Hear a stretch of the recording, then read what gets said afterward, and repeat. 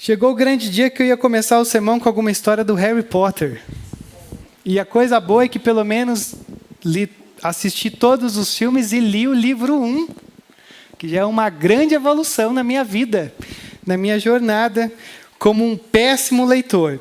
Mas é muito interessante em Harry Potter, que é Harry Potter e a Pedra Filosofal, que a gente assistiu essa semana e eu assisti de novo hoje para não perder nenhum detalhe que poderia ser muito importante, de fazer um link interessante, é que quando você assiste ou você lê, no caso eu, dá licença, Harry, porque é um dos únicos livros, filme que eu li, então eu tenho que me gabar disso. Mas toda a glória ao Senhor. É muito interessante, porque Harry Potter e a Pedra Filosofal, dentro da narrativa desse livro, desse filme, você tem um objeto muito curioso, que quase no filme não é enfatizado, que é o espelho. E aí essa é a versão de tradução livre minha, que para mim se chama Eris. Eita, a Tuane falou um monte de vezes e eu sempre esqueço na hora de falar aqui, né? Numa versão eu ouvi Ogezed, parece o nome de personagem da Bíblia. Ogezed. E a versão em inglês? Erised. Alguma coisa assim. Mas isso aqui é bobagem. A maneira como eu estou falando é bobagem. Porque eu não sei se você sabia, Lucas, ou qualquer um que está aqui, que é uma brincadeira da palavra desejo ao contrário. Sabia disso? Alguém sabia disso? Ou desire, que a gente fala em inglês também, ao contrário. A Tuane que descobriu, porque a Tuane que é inteligente do relacionamento, né? Sempre relembrando isso. Eu falo essas coisas parecendo que sou eu, mas é ela que sempre dá o toque. Isso é maravilhoso. Mas o que é importante para a gente é que é como se existisse uma descrição nesse espelhão que tem. Que ele diz assim, eu não mostro o seu rosto, mas o desejo do seu coração.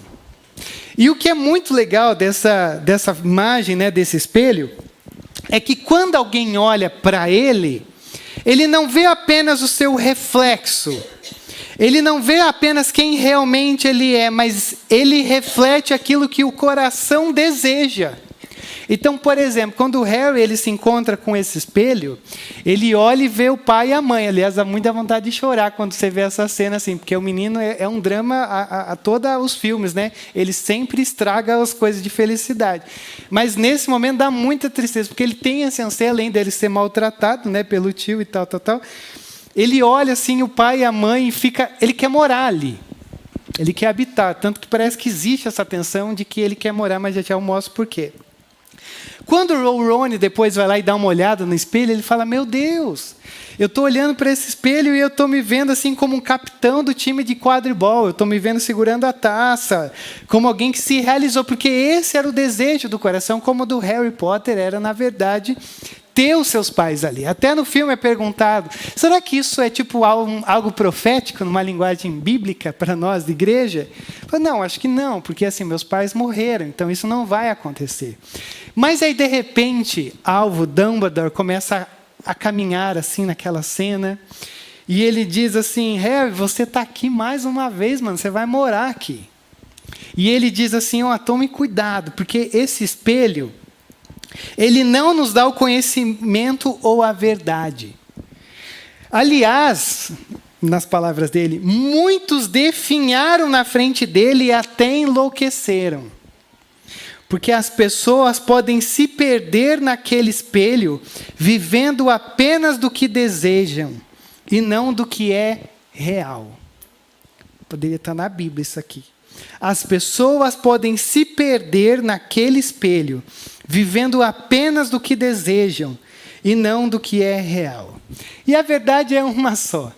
Muitos de nós nos deparamos com esse espelho, e a gente acaba perdendo a vida, vivendo essa fantasia, esse filtro que nos esconde atrás de algo que a gente gostaria, do desejo do nosso coração, e acaba perdendo a vida real, ou a realidade da onde nós estamos. O Ron ali, um simples estudante, já se via como alguém de muito sucesso, Harry olhando sozinho como seus pais. Por isso que há essa tensão de você sempre viver a vida na frente do espelho, porque ele te dá o que você quer. O problema disso é que a gente começa, às vezes, a viver na frente desse espelho mais por aquilo que a gente deseja do que a gente de fato é. E esse lance, ele nunca sei, a gente nunca sabe se as pessoas pensaram isso de uma maneira tão profunda ou se foi só uma loucura da graça de Deus usando autores. Mas isso é muito real no nosso meio. De você viver uma vida a partir de uma idealização e não de uma realidade. E aí que entra Neemias 9 para a gente, porque Neemias 9 é o Senhor vindo e quebrando esse espelho da idealização. É o Senhor vindo e dizendo, não tem nada de fantasia. Agora é o momento da realidade nua e crua. O Senhor despedaça diante do povo esse espelho de quem eles são. E agora não existe filtro, não tem distração, não tem distorção, não tem defesa. Eles se veem como eles são. E aí que é muito interessante, porque quando você olha para o texto, o título, embora o título da nossa Bíblia ele não seja inspirado, porque ele é algo que os copistas foram colocando ao longo dos anos, né? Por exemplo, a confissão do pecado, é o título que a gente tem aqui. Mas é muito interessante, porque dentro dessa perspectiva que a gente vai abordar, eles olham para o presente, mas eles gastam muito tempo olhando para o passado, para a história deles, e eles voltam para o presente. E no meio de toda essa construção da narrativa, é como se eles estivessem olhando a vida sobre o olhar da luz de Deus. Porque eu não sei se eu já contei isso, eu já usei essa ilustração, que desde a primeira vez que eu ouvi, eu falei, cara, eu nunca vi algo assim tão maravilhoso, para entender como funciona a nossa relação com Deus. Mas pense assim, é que agora a gente está vivendo um tempo estranho aqui em Curitiba, mas geralmente é muito interessante quando a gente começa as nossas celebrações às 6 horas da tarde e você tem um sol entrando pelas frestas de algumas partes da janela. E essas frestas de luz do sol, elas entram e elas invadem uma parte muito específica da nossa igreja. E quando a gente vai vivendo isso em casa, é muito interessante, porque se você fala assim, vamos passar uma vassoura e passar um pano aqui nesse lugar.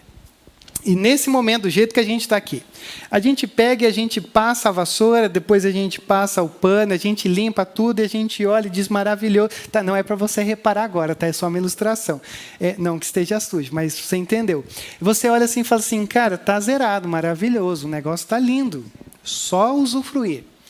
Mas deixa bater uma luz do sol ali para você ver. Que você começa a ver as imperfeições. Aonde não foi varrido, aonde o rodo com o pano não chegou. Então, quanto mais luz é dado, mais uma luz diferente, mais imperfeições você vai vendo. E essa é uma baita de uma ilustração para mostrar dessa nossa relação com Deus.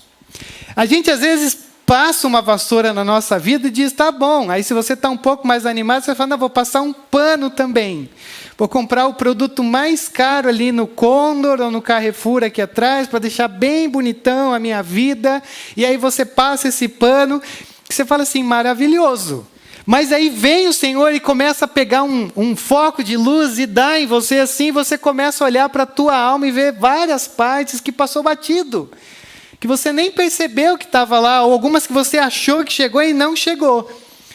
O capítulo 9 é esse Deus trazendo uma luz assim, dizendo, não tem nada de fantasia aqui, vamos ver a verdade nua e crua, quem você é. E é nesse lugar extremamente interessante que a gente habita e entra hoje, que é esse lugar onde não há ilusão. Mas há só essa realidade, você se encontra com a verdade de quem você é. E ao mesmo tempo em que você se encontra com essa verdade que nos assusta, porque quem é você? Quem você está construindo e sendo nesse momento? É que nem essa semana, eu fazendo pós lá na PUC, porque tem uma baita de um desconto quem trabalha para o Grupo Marista. Tinha uma matéria lá sobre, não vou lembrar o nome, então está sendo bom para caramba, né? Mas era assim, o mapeamento da sua vida profissional. Eu entrei em crise. Falei, meu Deus, eu não espero nada de mim. Eu não sei onde eu quero chegar. Você entra nesse lugar e você fala assim, cara, eu acho que eu estou sendo um péssimo profissional. E detalhe importante, eu tenho quase 40 anos, talvez eu não possa viver assim por muito tempo. Porque daqui a pouco as coisas sobem, se o combustível for para R$9 aí, meu Jesus, vem de bicicleta com a Elisa e com a Tuane para a igreja. Mas é esse lugar onde a gente se encontra com a gente mesmo e com a nossa realidade de hoje e a gente se assusta. E ao mesmo tempo, na nossa vida com Deus, quando você se encontra com essa realidade, existe um Deus que caminha do teu lado de uma maneira muito misericordiosa. Porque não é porque você é tão terrivelmente pecador, miserável, que o Senhor olha e diz, poxa, agora não dá.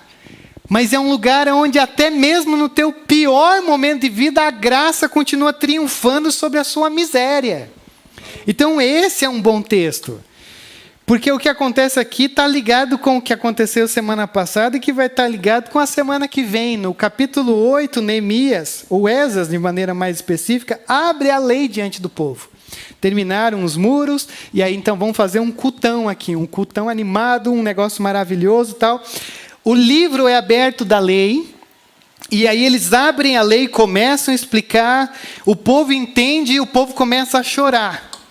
E é nesse choro que o povo começa a olhar e dizer assim, meu Deus, a palavra do Senhor diz algo e a gente está caminhando contrário a isso. A palavra do Senhor diz sobre ser santo e a gente caminha numa contracultura da santidade de Deus. Então é nesse momento que eles começam a sentir aquela experiência que a gente perdeu e vai ter que começar a buscar a partir de Neemias 9, chamada contrição. Que é você sentir o peso do teu pecado, de uma maneira que você sinta o peso do teu pecado.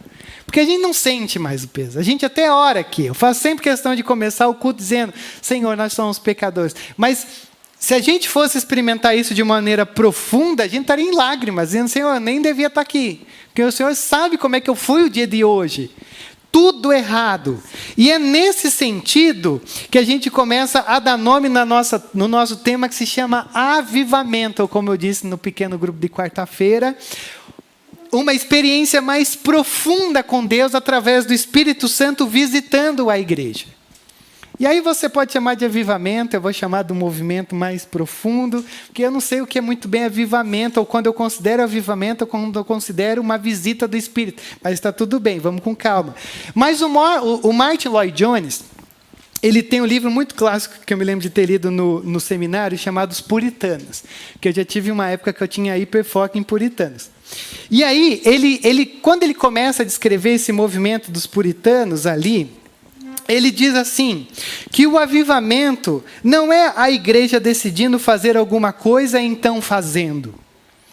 Mas é algo que divinamente é feito à igreja. É algo que Deus faz à igreja. Não é algo que a gente constrói. É algo que o próprio Deus vem e derrama sobre a igreja.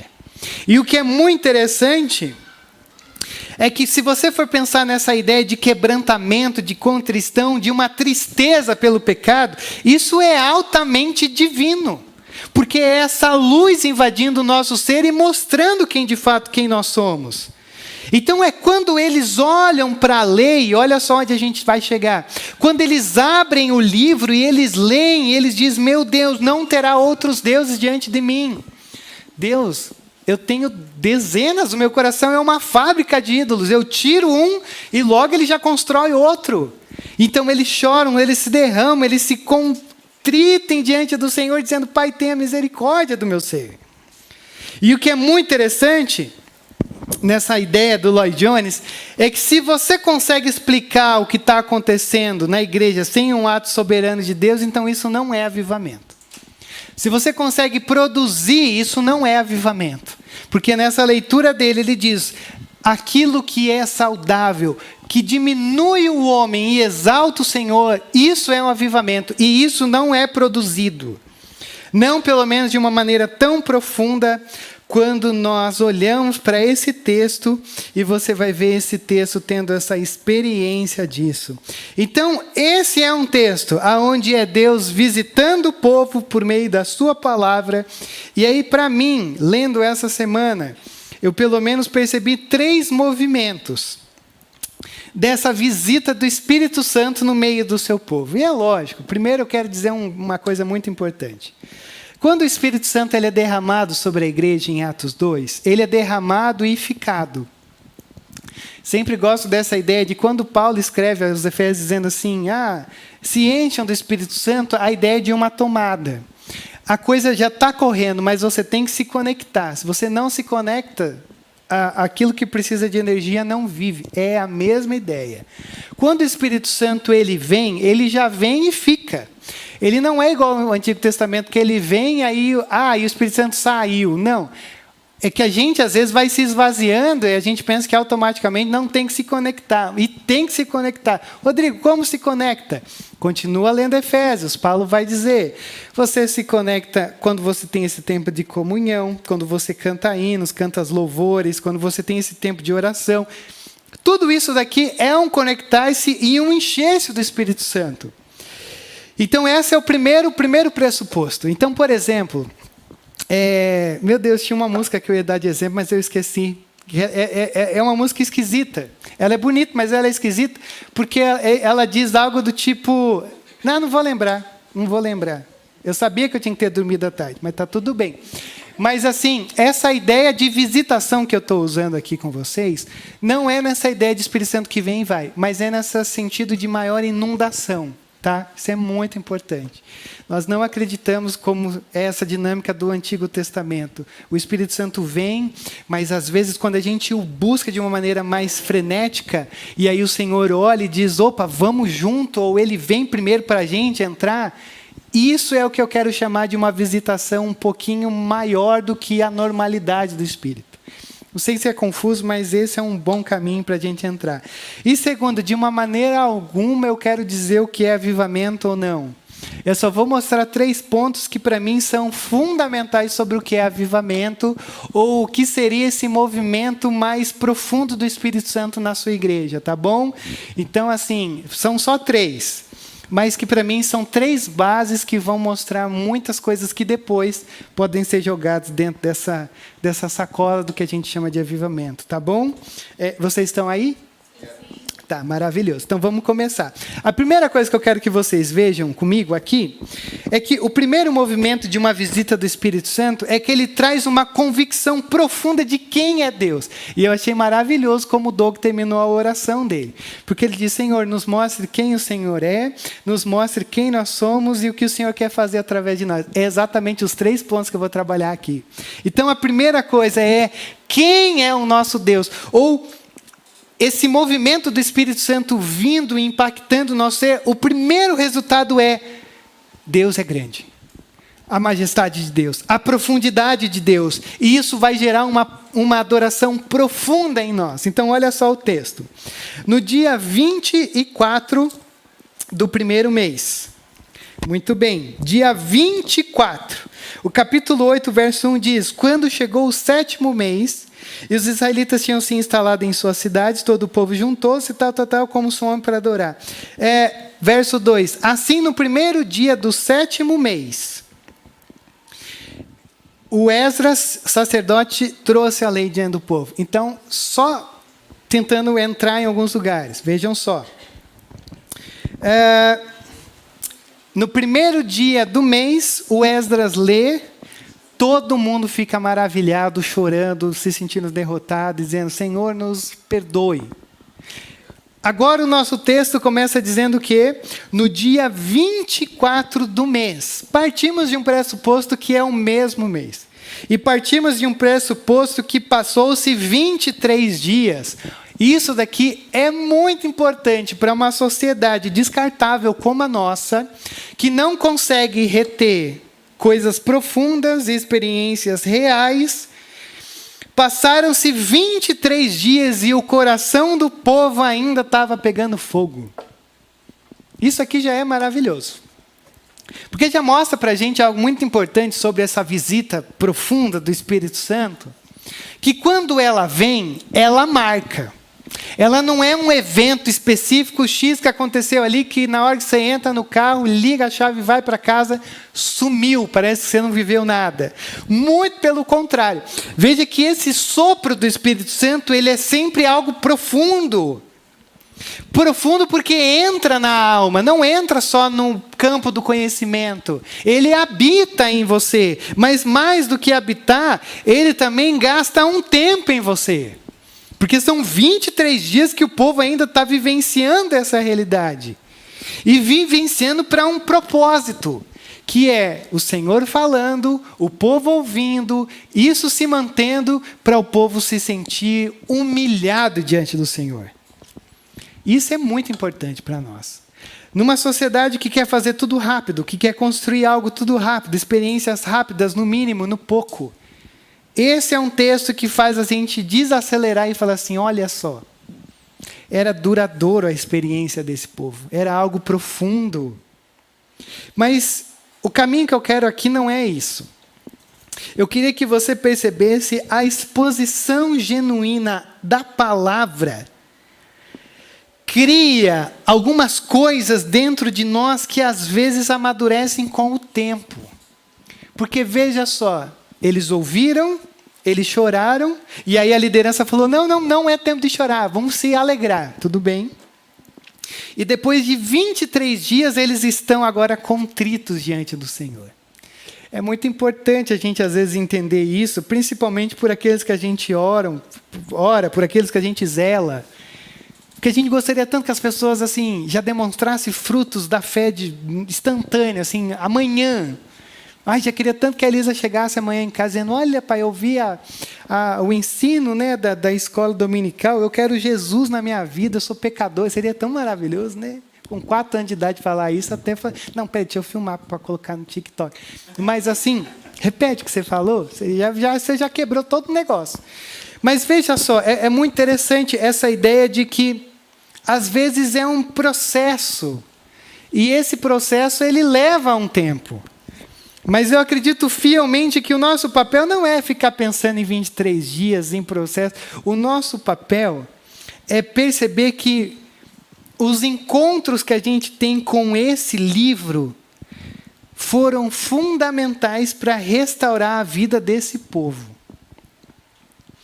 Então, eu acho muito importante dizer isso aqui para você, porque a gente às vezes se esquece do que esse momento significa para nós.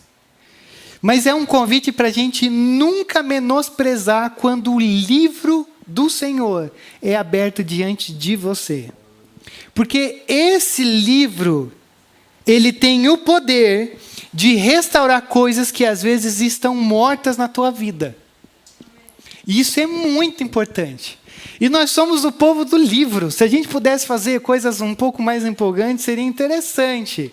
E às vezes o Senhor usa algumas coisas com base no livro, mas de uma maneira ordinária, no sentido bom como a gente usa.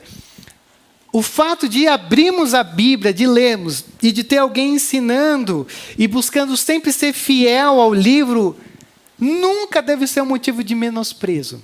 Porque é a partir desse lugar que o Senhor restaura muitas coisas que às vezes você olha e diz, eu não sei para onde ir. E esse livro é um instrumento do Espírito Santo para ministrar no teu coração coisas que você talvez perdeu ao longo do tempo. Não é à toa que quando Paulo escreve a Timóteo, fazendo um contraste com um mundo caótico e diabólico de que ele vivia, ele diz, não, mas permaneça no que você conhece. Aliás, Timóteo, permaneça na palavra, porque a palavra do Senhor, ela te conduz por uma verdade, ela testa os teus caminhos, as tuas decisões, ela restaura coisas que você está vivendo, e ela te conduz para uma plenitude de vida. Não é à toa que Paulo usa essa imagem para falar sobre como funciona a palavra. Porque a gente está aqui. Aí a gente vai sair dizendo assim, meu Deus do céu, eu podia sempre sentir mais mal quando eu me encontro com a palavra. Então ela te conduziu por uma contrição. E aí ela vai começar a restaurar no teu coração esse sentimento de quão falho e ruim você é. Então ela começa a restaurar essa coisa que a gente perde como igreja e ela te conduz para uma plenitude de vida contrita. Mas não é isso ainda que eu quero falar, porque veja só, os israelitas, eles se reúnem, eles jejuam, eles vestem pano de saco, eles colocam terra sobre a cabeça. O texto vai dizer também no 2, que os que eram de uma descendência israelita tinham se separado de todos os estrangeiros, levantaram-se de seus lugares, confessaram os pecados e a maldade dos seus antepassados, ficaram onde estavam, leram o livro da lei do Senhor, o seu Deus, durante 3 horas e passaram outras 3 horas confessando e adorando o Senhor, o seu Deus. De pé na plataforma estavam os levitas aí com todos esses nomes e tal, e de repente eles levantam e dizem: levantem-se e louvem o Senhor, o seu Deus, que vive para todo sempre. Bendito seja o teu nome glorioso. A tua grandeza está acima de toda expressão de louvor. Perceba uma coisa: o tanto de verbo e de ação que tem nesse lugar. Eles se reúnem, jejuam, vestem, colocam na cabeça, se separam, levantam, confessam, reconhecem, ficam onde estavam, leem, 3 horas ouvindo, 3 horas orando, confessando, adorando. Esse povo está vivo. Esse povo está vivo diante da palavra de Deus. Eles não estão parados, eles não estão assim, ai que legal, achei bacana, mas essa palavra está habitando dentro deles. Eles estão vivenciando essas verdades de uma maneira profunda e experimental. Não é algo que enriquece o intelecto dizendo, caramba, conheço mais um capítulo. É algo que traz uma verdade vergonhosa dizendo, nós precisamos correr atrás do prejuízo. E veja como não é superficial. Primeiro, eles estão em comunhão, se reuniram. Segundo, o corpo material, físico deles está envolvido. Eles jejuam, se afastam de tudo num ato de dizer, Senhor, a gente só quer o Senhor. Eles têm vestes de humilhação, terra sobre a cabeça. A identidade deles também, embora isso aqui seja algo muito polêmico, é reconsiderada. O que quis dizer sobre se separar dos estrangeiros? Lembre-se que aqui não é no sentido de você ter gente ruim e gente boa. O problema das outras nações, ali quando você entra com o Israel, é que as outras nações, quando elas entravam, elas sempre carregavam seus ídolos. Então o problema aqui é esse, dentro desse contexto. Eles se separaram, agora não me pergunte se foi de mulher, de homem. O que interessa aqui foi, eles se separaram porque os ídolos que vinham nessas alianças os afastava do Senhor. Então vamos nos separar. Mas eles também têm um tempo dedicado, 3 horas lendo e 3 horas confessando o pecado. Gente, agora eu vou ser muito sincero com vocês. Como um bom ex-presbiteriano, é maravilhoso ler isso aqui. Porque na liturgia mais reformada, ou como queira chamar, tem um momento que se chama confissão de pecados.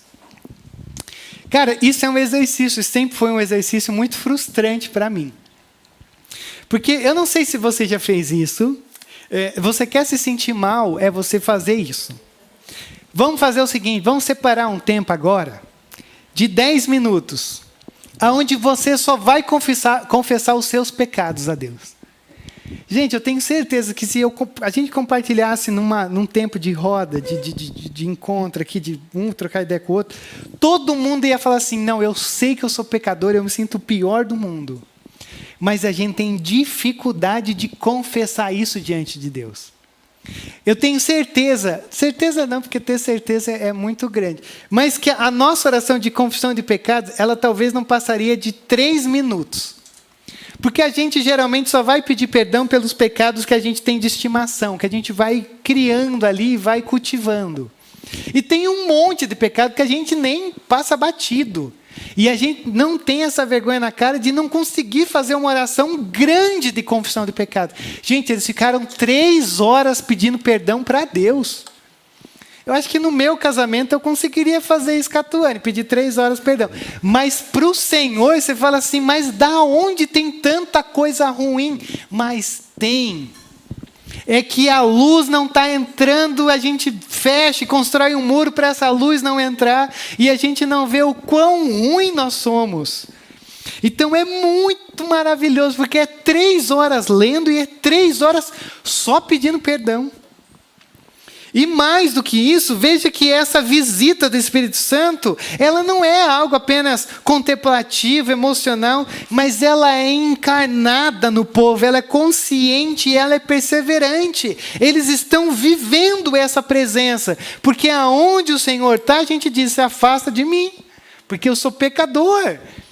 E aí você vê então que o arrependimento, essa contrição, não é rápida, não é leve, não é descartável, é profunda. Mas o foco ainda não está aqui. Porque o que eu quero mostrar para vocês é que por mais que o texto gaste muito tempo falando do que eles estavam fazendo, o foco não é no que eles estavam fazendo. O foco está no Senhor Deus. Por 4 vezes você vai ver os levitas dizendo o quê? Louvem ao seu Deus. Ao seu Deus. Se está repetindo é porque ele quer apontar para uma coisa. Leram o livro da lei do Senhor, do seu Deus. Confessando e adorando o Senhor, o seu Deus. Levantem-se e louvem ao Senhor, o seu Deus. Em voz alta clamavam ao Senhor, o seu Deus. Porque o foco aqui não é, ai Deus, a gente é pecador mesmo. O foco aqui é a presença do Senhor se tornou tão irradiante que a gente só consegue dizer, Senhor, nos perdoe.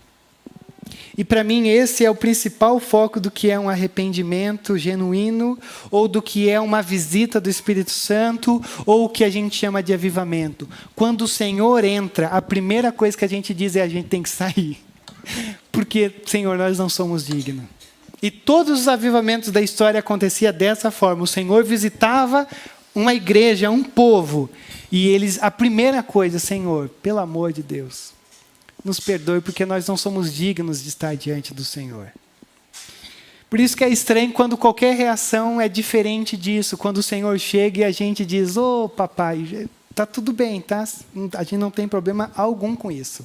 Mas eu gosto muito de pensar nesse Deus que se revela e ao mesmo tempo em que Ele constrange, Ele nos puxa. Mas Ele nos puxa em amor, mas no amor que nos constrange. Um teólogo aí, chamado João Calvino, diz assim, o homem nunca adorará a Deus sinceramente, nem será despertado a temê-lo e obedecê-lo, a menos que primeiro seja humilhado pelo conhecimento da sua majestade. Deixa eu repetir o que o papai Calvino para alguns falou. O homem nunca adorará a Deus sinceramente, nem será despertado a temê-lo e obedecê-lo, a menos que primeiro seja humilhado pelo conhecimento da sua majestade. Deus, o Senhor é majestoso, mas misericórdia da gente. Então perceba que a adoração, ela começa antes de qualquer menção de pecado. Eles estão adorando, eles estão contritos, eles estão perturbados, porque eles dizem, Senhor, a gente é tudo mal, a gente só está fazendo coisa errada. Mas ao mesmo tempo eles estão dizendo, mas é o Senhor que recebe toda a glória. Uma coisa muito importante. Outra dica que eu dou para vocês. Eu não sei se eu chamo de dica ou uma orientação pastoral. Veja como começa a oração do Pai Nosso. Não começa dizendo, Senhor, nos perdoe. Começa com Pai Nosso. Porque esse é um bom ponto. Quando ele vai falar de Senhor, nos perdoe os nossos pecados, está relacionado com o Pai Nosso. Porque quando a gente peca e se sente humilhado pelo nosso pecado, isso não é um erro moral. Isso é uma quebra de relacionamento. O nosso pecado, ele não é apenas um desvio moral, dizendo, poxa, você errou do que eu queria que você acertasse. Deus dizendo, você está quebrando esse nosso relacionamento. Por isso que começa com adoração. Por isso que o Neemias ele coloca para a gente registrando, dizendo, veja só, o povo começa com o Senhor. Porque se você não começa com a profundidade de quem Deus é, você não consegue ir para o outro ponto. De quão terrível você é. E aí agora o negócio vai dar ruim para o nosso lado. Já está dando, né? Você tem um resumão aqui, do verso 6 até quase o final. Isso aqui é um resumão do Antigo Testamento. E o que é muito legal aqui é que você não é um resumo assim meramente histórico. É como se talvez fosse um resumo teológico. Porque você tem uma pintura de uma oração dizendo assim: Deus, como o Senhor foi maravilhoso em cada uma dessas etapas. E ao outro lado Senhor, o quão terrível a gente foi respondendo cada uma das coisas que o Senhor fez de uma maneira tão boa. É mais ou menos o que o Santo Agostinho diz, algo mais ou menos assim: Senhor, qualquer coisa boa que há em mim foi o Senhor que fez, e qualquer coisa ruim sou eu mesmo. É maravilhoso. Senhor, qualquer coisa boa foi o Senhor, o que é ruim é meu, porque é isso que a gente faz. Então, eu vou passar batidão para a gente chegar ali no final, tá? Para não te assustar. Fala, meu Deus, vai durar 3 horas disso. Não vai ser, fique tranquilo. Olha só, a primeira coisa, ele vai voltar lá para a criação, verso 6. Só tu és o Senhor. Cara, já começou maravilhoso. Não começou dizendo, então não. Senhor, é o Senhor que está no foco. Só tu és o Senhor, não sou eu. Porque o pecado faz com que a gente seja o foco. E a gente seja o Senhor. Fizeste os céus e os mais altos céus, e tudo que neles há, a terra e tudo que neles existe, os mares e tudo que neles existe. Tu deste vida a todos os seres, e os exércitos dos céus te adoram. Eu não vou comentar, porque assim, senão vai ficar muito longo. Esse, então, apresenta o Deus Criador nesse ato da criação. Mas no verso 7 é o Deus Redentor, que ele vai falar sobre Abraão. Tu és o Senhor. Mesma coisa. O Deus que escolheu Abraão, trouxe-o de Ur dos Caldeus e deu-lhe o nome de Abraão. Viste que o coração dele era fiel e fizeste com ele uma aliança, prometendo dar aos seus descendentes a terra dos cananeus, dos hititas, amorreus, ferezeus, jebuseus e dos girgazeus. E cumpriste a tua promessa porque é justo. Veja, ele está construindo. Começa com criação. Tá, vamos de uma maneira um pouco mais grosseira. É como se ele fosse de Gênesis 1 até Gênesis 11, não vou lembrar lá quando começa a história de Abraão, mas 12 já é Abraão. Então ele diz, é o Deus da criação, mas é o Deus redentor. Mas também ele já vai e pula para o Egito, do Êxodo 1. Verso 9, viste o sofrimento dos nossos antepassados no Egito, e ouviste o clamor deles no Mar Vermelho. Fizeste sinais e maravilhas contra o faraó e todos os seus oficiais e contra todo o povo da sua terra. Pois sabias com quanta arrogância os egípcios os tratavam. Alcançaste renome que permanece até hoje, dividiste o mar diante deles, para que os atravessassem a seco, mas lançaste os seus perseguidores nas profundezas, como uma pedra em águas agitadas. Tu os conduziste de dia com uma nuvem e de noite com uma coluna de fogo, para iluminar o caminho que tinham que percorrer. Mas aí ele vai então para o sustento no deserto agora, verso 13. Tu desceste ao monte Sinai para trazer a lei, para se relacionar com o povo. Dos céus lhe falaste, deste-lhe ordenanças justas e leis verdadeiras e decretos e mandamentos excelentes. Fizeste que conhecessem o teu sábado santo e lhe deste ordens, decretos e leis por meio de Moisés, o teu servo. Na fome deu pão do céu, da sede tirou a água da rocha. Nos mandou entrar para tomar a terra. E aí ele já começa o comentário dele no verso 16. Mas os nossos antepassados tornaram-se arrogantes e obstinados e não obedeceram os teus mandamentos. Eles se recusaram a ouvir-te e esqueceram-se dos milagres que realizaste entre eles. Tornaram-se obstinados e na sua rebeldia escolheram um líder a fim de voltarem à sua escravidão. Mas tu és o Deus perdoador, um Deus bondoso e misericordioso, muito paciente e cheio de amor.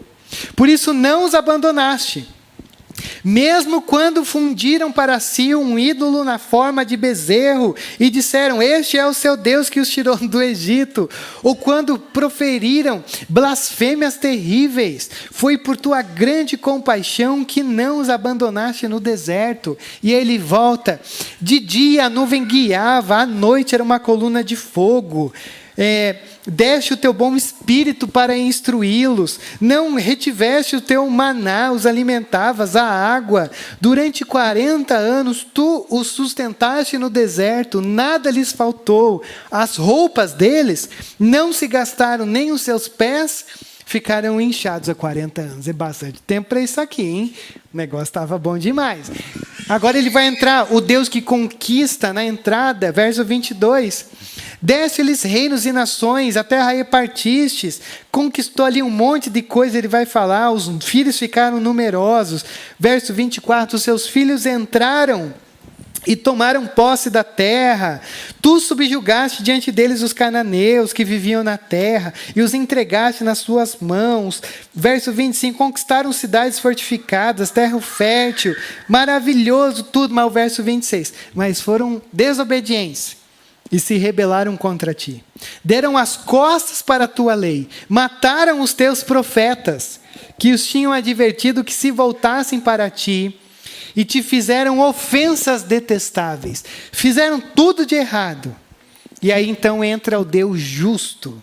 Verso 27. Por isso tu os entregaste nas mãos de seus inimigos, que os oprimiam.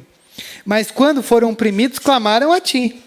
Dos céus tu os ouviste, na tua grande compaixão desse libertadores, que os livraram das mãos de seus inimigos. Mas tão logo voltavam a ter paz, de novo faziam o que tu reprovas. Então os abandonaste às mãos de teus inimigos, para que dominassem sobre eles. E quando novamente clamavam a ti, o Senhor ia lá e tinha compaixão deles.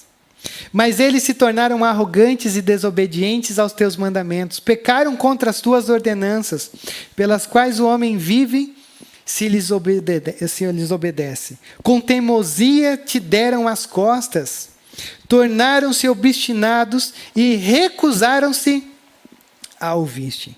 E durante muitos anos fosse paciente com eles, mediante o teu espírito os advertiste por meio de teus profetas. Contudo, não te deram atenção, de modo que os entregaste nas mãos dos povos vizinhos. Graças, porém, à tua grande misericórdia, não os destruíste nem os abandonaste. Até porque ele está escrevendo isso, dessa dinâmica, dizendo, nós somos filhos deles. E aí a gente entra no que a gente acha muito oportuno.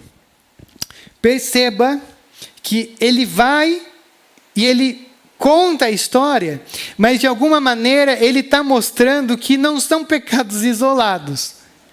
Ele não está dizendo, o pessoal fez X, e aí então aqui o pessoal fez outra coisa X. Você consegue perceber, ele está montando um padrão de vida.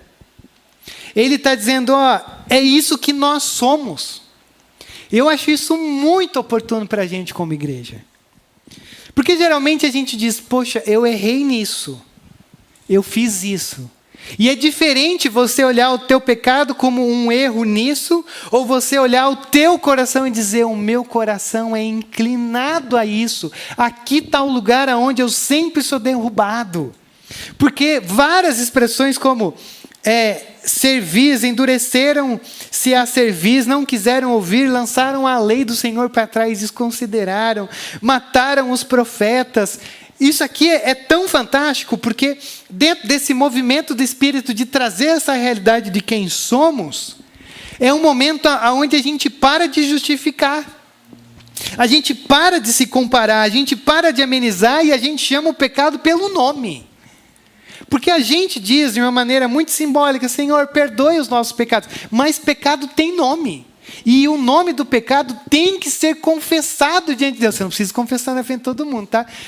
Mas assim, pelo menos ali no teu particular, Senhor, o Senhor sabe que é isso, isso, isso. Eu sou avarento, Senhor. Eu tenho uma vontade de comprar coisa toda hora, Deus. Eu nunca vi alguém pedir perdão por isso, aliás, né?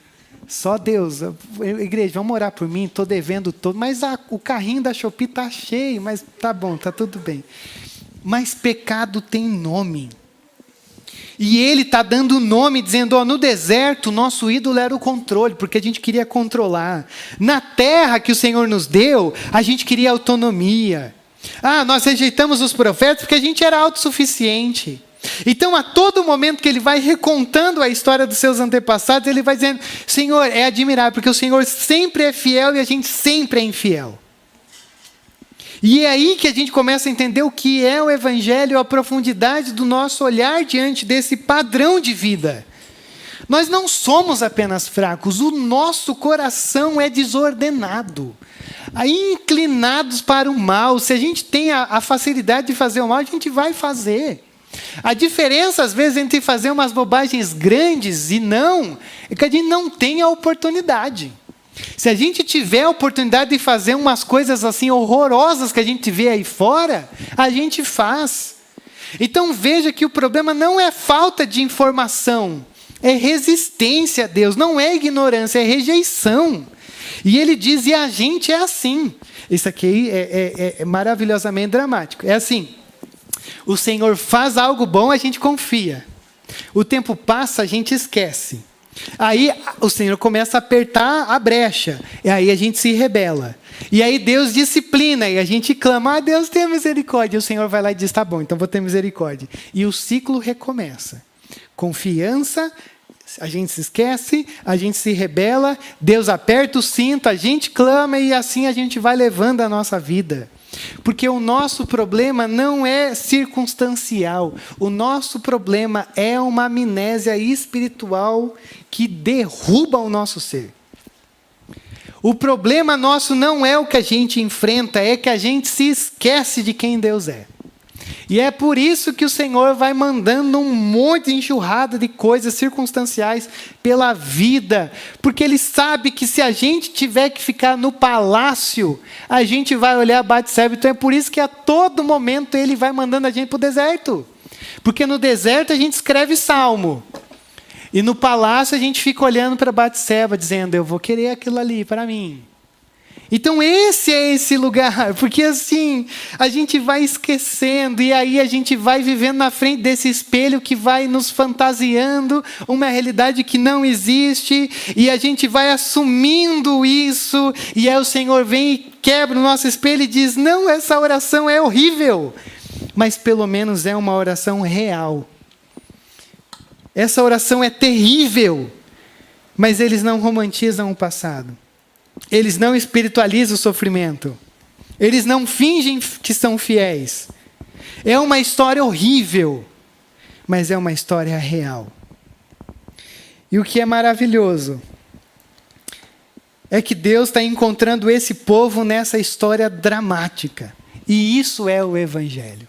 Você não tem que se performar de uma maneira positiva para Deus chegar para você e dizer, opa, agora que você deu a oportunidade, vamos. Deus encontra você no mais obscuro que você está vivendo. Mas o grande problema é que a gente não chega nesse lugar de sentir-se mal, tão profundamente mal a ponto de dizer, Senhor, tenha misericórdia real da minha vida. E eu vou dizer para você uma opinião pessoal de algo que eu estava percebendo aqui. Para mim, o que acontece aqui é que eles não têm pressa. O povo está parado. É curioso, porque quando a gente vai olhando o nosso tempo ali, que está tudo bem, e você vai lendo esse texto e você fala assim, meu Deus, deixa eu ir rápido, senão assim, não que a gente vai ser sem noção, né? De ficar 3 horas aqui. Não que eles eram sem noção, tá? Tá tudo bem. Mas assim, veja só, eles não estão tentando resolver. Eles estão tentando se encontrar diante de Deus. Por isso que o corpo participa com o jejum, com as vestes. O tempo é desacelerado, é 6 horas nesse lugar. A dor não é evitada. Porque eu acho que uma espiritualidade saudável, ela começa quando a gente para de fugir de nós mesmos.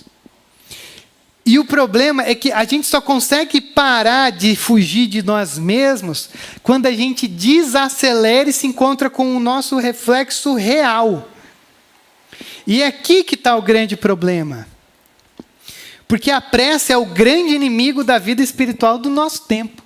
Tudo tem que ser rápido. Tudo tem que ser breve. Não dá para a gente gastar um tempo que a gente não tem tempo, refletindo sobre como nós estamos. Porque a grande verdade é que, de alguma maneira, talvez a gente é chamado a reagir, mas não a habitar o lugar onde a gente está sendo convidado a estar. A gente reage, meu Deus do céu, é verdade, esse texto é sobre mim. Mas a gente não habita esse lugar. Por isso que quando a gente sai com o nosso carro, a gente esquece de uma maneira profunda e não dura simbolicamente os 23 dias que estava isso incomodando eles. Porque a gente só aprendeu a reagir, a gente reage nas redes sociais. A nossa celebração é só uma reação, não é uma habitação. Não é algo profundo, não é algo que a gente se sente integrado a essa realidade. É algo que a gente só diz, ok, legal. Caramba, sabe que a gente pede cachorro quente antes de dormir? Tá tudo bem pedir o cachorro quente, mas a gente não sente isso. E olha só o verso 32, indo para o final. Agora, portanto, nosso Deus, ó Deus grande, poderoso e temível, fiel à tua aliança, porque só o Senhor é fiel nesse relacionamento, e misericordioso. Não fiques indiferente a toda a aflição que veio sobre nós. E aqui ele começa a dizer desse contexto. Ele está dizendo o que ele vai dizer aqui, que eu não vou ler. Ele vai dizer assim, Senhor, nós somos frutos de todo esse erro. Toda essa bobagem que fizeram no passado, nós somos frutos. E nós estamos aqui nessa terra, mas nós estamos nessa terra como servos. Porque ainda há um outro poder que domina sobre nós. Então nós não somos livres. Mas ele também diz, e nós estamos desfrutando de uma terra que o Senhor nos deu, mas que está sob domínio estrangeiro. E isso é fantástico. Porque não é porque às vezes o Senhor diz, não, está perdoado e vamos seguir, que você não vai sofrer as consequências de algo. E isso é muito curioso, porque quando você olha o capítulo 9, esse nosso capítulo, verso 17, quando ele diz assim, Senhor, o Senhor sabe quem somos, mas o Senhor é misericordioso e tal. Sabe o que ele está dizendo para mim? Ele está dizendo o seguinte, a minha esperança, ou a esperança do povo, não está na mudança do nosso caráter, mas no caráter de Deus. Porque Deus, nós somos isso. Nós somos essa verdade imunda. E isso é fantástico. Porque quando eu digo que o segundo movimento para mim do Espírito, de uma visita do Espírito, é esse olhar sobre nós mesmos, se torna fantástico porque quando Deus ele nos ama, ele não nos ama pelo ideal, pelo reflexo da idealização. Deus, ele nos ama por quem somos. Imundos do jeito que somos. Ele nos ama dentro da nossa história real. E isso é a boa nova do Evangelho. Não é um Deus que nos diz, melhore um pouco para eu te amar. É um Deus que nos ama mesmo sendo pecadores. Ou como Paulo diria, mortos em nossos delitos e pecados. Ou seja, sem condição zero de pelo menos levantar um dedo para pedir a misericórdia de Deus. Morto não tem vontade. Morto não tem senso de nos perdoe, nos ajude. Morto é morto. Então Paulo diz, nós estávamos nessa condição. Então quando eu digo que o segundo movimento é esse movimento de uma contrição profunda e real, é interessante você pensar que você não precisa só de perdão nessa noite. Você precisa de um Deus que habite dentro de você e faça com que você faça menos bobagem possível. E a boa notícia é que esse é o nome do Emanuel, o Deus conosco. Uma intervenção contínua da graça de Deus. Não é só que, Senhor, perdoa o nosso pecado. Não. Na hora de ligar o carro e ir para casa, Senhor, pelo amor de Deus, não me deixe fazer bobagem nenhuma. Mas a terceira e última coisa muito rápida é que para mim não é só esse movimento de ver quem Deus é, não é só de reconhecer quem eu sou, mas é uma percepção de missão que a gente está inserido. Porque olha só como o texto termina, o verso 38. Em vista disso tudo, ou seja, quase como nada tivesse acontecido, estamos fazendo um acordo por escrito e assinado, foram até no cartório, de tão inanimado que eles ficaram, assinado por nossos líderes, nossos levitas e nossos sacerdotes. O que eles estão vivendo? Senhor, o Senhor sabe quem somos, mas assim, que sensação de recomeço boa, Deus. Então a gente vai ter a ousadia de fazer uma aliança que lá no capítulo 10, verso 29, vai ter o clímax, mas segura para a semana que vem. Mas o que eles estão fazendo aqui é, Senhor, nós queremos recomeçar. Nós queremos andar na tua lei. Nós queremos seguir o teu caminho. Nós estamos entendendo que assim, o relacionamento ele acontece pela graça. E há quem diga que o Antigo Testamento não tem graça, é lei. A gente está percebendo que o Senhor nos ama apesar de nós. E essa contrição, então, ela gera esse compromisso, e isso é muito importante. Porque um arrependimento genuíno, ele não termina com choro, ele termina com aliança. Não adianta nada a gente chorar, se derramar, se jogar no chão, dizendo, miserável homem que sou, quem me livrará do corpo dessa morte? Se a gente não terminar, Senhor, eu preciso sair desse lugar. Eu preciso viver uma novidade de vida. Por isso, então, que essa mudança prática não acontece aqui para conquistar Deus, mas é uma resposta à graça de Deus. Você não diz, não, Senhor, eu vou melhorar, para melhorar. Não, não, Senhor, diante de tanta coisa, eu preciso muito que o Senhor me abençoe e caminhamos juntos nessa nova forma de viver. E o que é interessante, quando ele usa essa ideia de acordo, de escrito, de assinado, eles estão dizendo que isso não seja um evento, que isso seja um ritmo de vida, que vivamos um ritmo de vida contritos, arrependidos, reconhecendo quem somos. Mas até mesmo esse arrependimento, essa contrição, ela ainda assim é frágil, porque eu não quero que você saia dizendo aqui, será impecável. Não, você vai continuar sendo ruim. Um outro puritano chamado Joe Owen, ele tem uma frase que ele diz assim, não há pecado tão pequeno que não mereça condenação, não há pecado tão grande que não possa ser perdoado, e não há arrependimento tão sincero que não precise do sangue de Cristo. Você só vai, porque o sangue de Cristo tem para todo mundo. E não é à toa que Apocalipse 21, versos 3 e 4 diz que quando Deus está habitando entre o seu povo, aí então já não há mais morte, luto ou dor. Não é só morte física, é essa morte espiritual que nós carregamos até o último dia. Numa perspectiva bem diferente do que eu uso lá no hospital, de que às vezes o sofrimento é o motivo de Deus enxugar as nossas lágrimas na vida eterna, talvez o enxugar das lágrimas nosso, de Deus, na vida eterna, seja de vergonha, de dizer, Senhor, eu estou chegando aqui envergonhado, mas obrigado pela tua graça, obrigado porque essas lágrimas são lágrimas de alguém que não conseguia viver uma vida que deveria ser vivida, mas Senhor, eu ainda choro, porque eu ainda almejo isso no meu coração. E essa é a grande pergunta, será que nós almejamos vivenciar tudo isso no nosso coração? Será que a gente ainda tem essa experiência ainda pequena de um Espírito Santo se movendo e nos visitando de uma maneira tão profunda, ou raso, mas que nos visite de uma maneira fora do normal, a ponto de nós olharmos para Deus de uma maneira mais profunda, a ponto de nós olharmos para a nossa vida de uma maneira mais sensível e olharmos para a missão que está diante de nós de uma maneira mais intencional. Por isso, Neemias 9 nos mostra que quando a palavra desce da mente para o coração, o espelho da ilusão, da idealização é quebrado. O pecado é nomeado sem máscaras e Deus é redescoberto como um Deus de misericórdia. E é a partir desse lugar que o foco está no Senhor e não em nós, que nós podemos recomeçar. Então, quando a gente olha para esse texto, para mim, o Evangelho em Neemias 9 é um convite para a gente viver a nossa verdade. E ainda que essa verdade seja muito vergonhosa, ela é muito melhor do que viver na frente do espelho, idealizando algo que nunca vai acontecer e que só vai te iludir de algo que não vai chegar em lugar algum.